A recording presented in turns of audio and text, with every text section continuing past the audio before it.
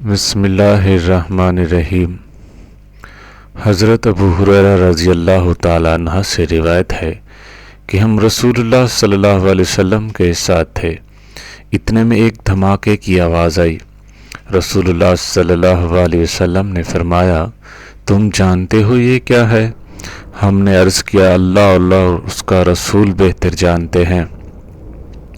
رسول اللہ صلی اللہ علیہ وسلم نے فرمایا، ایک پتھر ہے جو جہنم میں پھینکا گیا تھا 70 برس پہلے، اب اس کی یہ تہ میں پہنچا ہے۔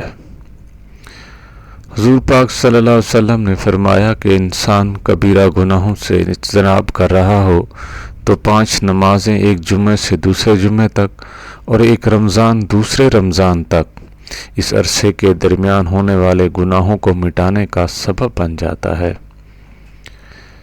2 شخصوں کو دیکھ کر اللہ تعالیٰ مسکراتا ہے۔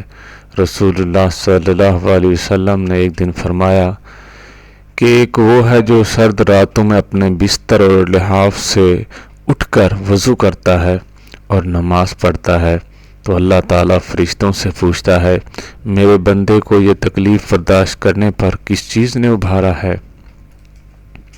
فرشتے جواب دیتے ہیں، تیری رحمت کا امیدوار ہے اور تیرے عذاب سے ڈرتا ہے۔ اللہ تعالیٰ فرشتوں سے فرماتا ہے، گواہ ہو جاؤ، اس کی امیدیں پوری کر دی جائیں گی۔ حضرت انس رضی اللہ تعالیٰ عنہ بیان کرتے ہیں کہ وہ رسول اللہ صلی اللہ علیہ وسلم کے ساتھ جا رہے تھے۔